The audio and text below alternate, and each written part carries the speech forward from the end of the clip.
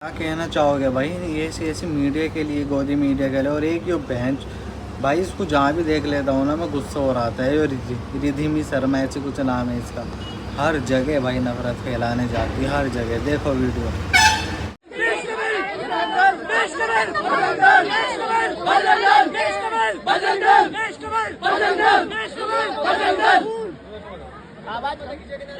मतलब इनका संगठन जैसे मोहम्मद है, अल-कायदा है, क्या अल-कायदा के पाले हुए सुअर है क्या? ये बताओ।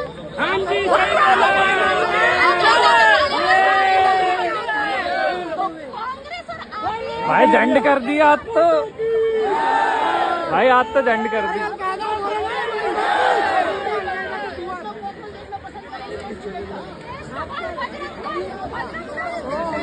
सीजेपी ने मजाक से आगे बढ़कर जैसे ही जनता के सीरियस दर्दनाक मुद्दों पर बात करनी शुरू करी, वहीं से ही प्रॉब्लम शुरू हो गई। उन्होंने डिमांड उठाई एजुकेशन मिनिस्टर धर्मेंद्र प्रधान के रेजिग्नेशन की, नीट पेपर लीक के चलते। तो आज हम एक पिटीशन शुरू करने जा रहे हैं जहां पर हम एजुकेशन मिनिस्टर का रेजिग्नेशन मांगने जा रहे हैं। और इस वीडियो पर एक ही घंटे में 1 करोड़ से ज्यादा व्यूज आ गए। ये देश के करोड़ों स्टूडेंट्स की फ्रस्ट्रेशन थी, जिन्हें अब एक प्लेटफॉर्म मिल गया था अपनी आवाज उठाने का। आपने वो कहानी सुनी है ना दोस्तों, जिसमें राजा के नए कपड़ों की पोल एक बच्चे ने खोल दी थी। ताकतवर लोग सबसे ज्यादा तभी घबराते हैं जब कोई सच बोल देता है। कुछ ऐसा ही नरेंद्र मोदी के साथ हो गया है। इनके मन में जेनजी का भूत बैठ गया है।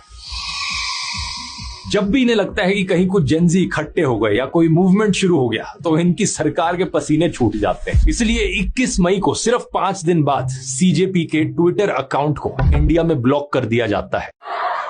लिख रहा है कि अब खान सर फरार हो गए।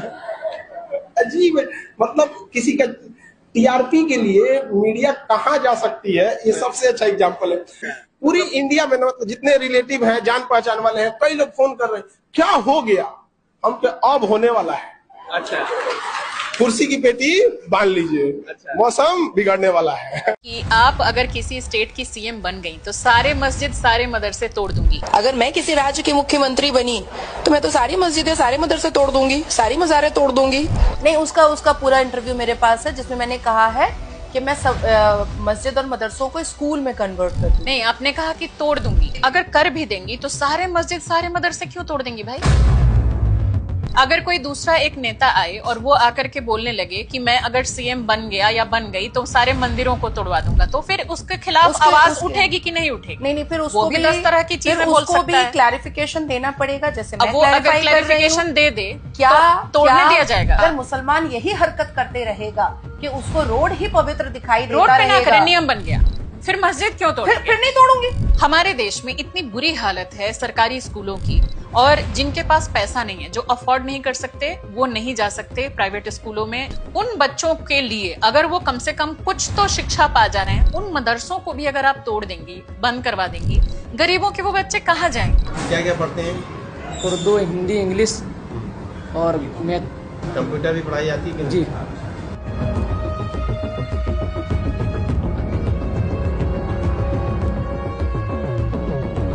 मैं सिर्फ 5 सवाल संविधान से करूंगी बच्चों से, और 5 सवाल कुरान से करूंगी। और सरकारी स्कूल में जाके वहाँ सवाल करेंगी, वहाँ बच्चों की हालत देखी है। एक बयान में आप ये कह रही थी कि आप अगर किसी स्टेट की सीएम बन गई तो सारे मस्जिद सारे मदरसे तोड़ दूंगी। अगर मैं किसी राज्य धर्मेंद्र प्रधान अपने पद से इस्तीफा दो, वो उस पद पे बैठने के लायक ही नहीं है। शिक्षा मंत्री ये कहता है कि हमें मीडिया का सहयोग चाहिए पेपर कंडक्ट कराने के लिए।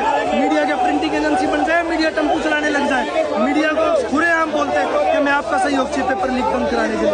ऐसे शिक्षा मंत्री से हम भारत देश को मुक्त कराना चाहते हैं, इस एनटीए से भारत को मुक्त कराना चाहते हैं। जब से एनटीए आया तब से करप्शन की डेट पूरा शिक्षा का मॉडल चढ़ चुका है। बेशरम शिक्षा मंत्री है, उस शिक्षा मंत्री को ये नहीं पता कि पेपर कंडक्ट कैसे कराया जाता है, तो वो शिक्षा मंत्री कैसे बने?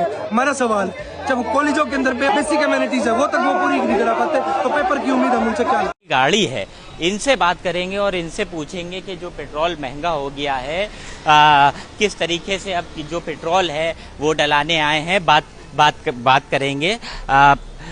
पेट्रोल के दाम आज से महंगे हो गए हैं, क्या कहना चाहिएगा? अब क्या कहें, अब जो कुछ है तो आपके सामने ही है। मोदी जी ने जो कहा है उस चीज को तो फॉलो करना ही पड़ेगा। सन्नाटा भी है पेट्रोल पंपों हाँ, पे। लोग लग रहा है साइकिल से चल रहे हैं। अब क्या करेंगे, चलना ही पड़ेगा। चलना ही पड़ेगा। कितना डलाने आए डीजल? 2000 का डीजल डलाएंगे। जी। और जो है 3 रुपए बढ़ गए डीजल पे। जी। अब क्या करेंगे, बढ़ेगा तब भी डलाना है, घटेगा तब भी डलाना है। क्या कहना चाहेंगे मोदी जी के लिए?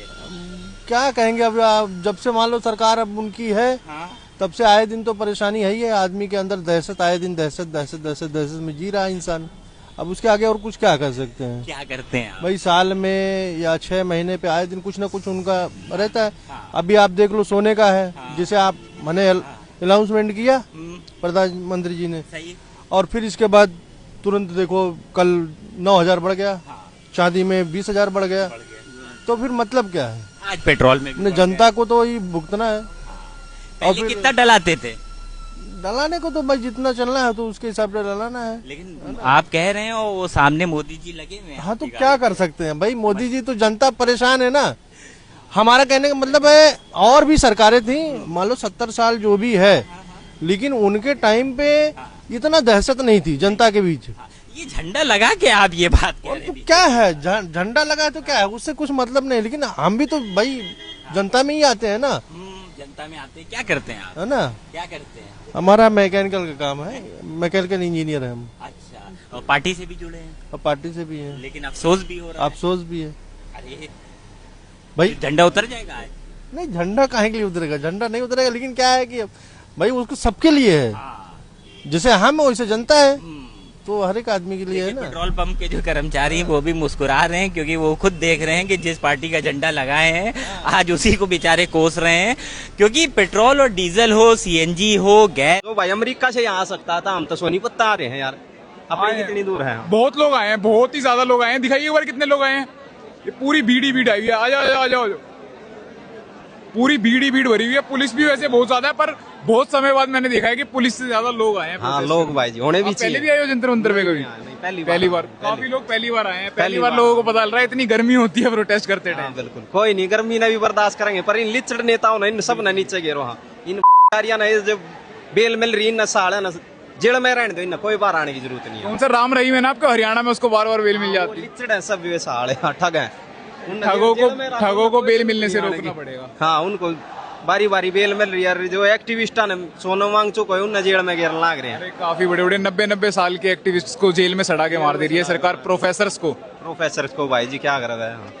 तो ठीक है, होना चाहिए। हाँ, नहीं तो है ना अपनी मनमानी करने लग जाएंगे लोग। 6 जून को इतनी भीड़ इकट्ठी हुई है, सोनीपत से आ गए तो झज्जर से भी आएंगे 12 जून तक। बहुत भाई जी, हाँ बहुत बंदे आएंगे यहाँ। एक थोड़ी ना प्रोटेस्ट है, और भी बहुत होंगे, और भी बहुत बार मौके मिलेंगे लोगों को। फिर आऊंगा भाई जी, बारी बारी, जय बारी भी होंगे, मैं बारी आऊंगा। क्या पता अगले महीने आप इससे बहुत बड़ा प्रोटेस्ट देखो, पूरे इंडिया गेट का रोड भर जाए। अभी भी भर सकता है काफी। हाँ, बिल्कुल भर जाएगा भाई। पार्लियामेंट घेरने इतने लोग इकट्ठे हो गए हैं। जब पार्टियां पार्लियामेंट घेराव का अनाउंस करती है ना, तब भी इतनी भीड़ इकट्ठी नहीं हो पाती, और तब बसों में भर के लोग आते हैं। बसों में वो तो पैसे दे कर ले आते हैं ना, उन्हें तो दारू पिला गया, चिकन खिला गया। हम अपनी मर्जी से आए भाई जी यहाँ पे। कंसर्न सिटीजन है, किसी को यहाँ पे सैंडविच नहीं मिलेंगे अभी थोड़ी देर में।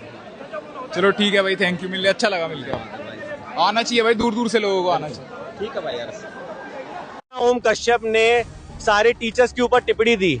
मैंने वीडियो में, जो किसी ने नहीं बोला, मैंने उसे एक इडियट बोला। देश नहीं जी सकता ना ग्रे एरिया में, सरकार ग्रे एरिया में नहीं चल सकती ना।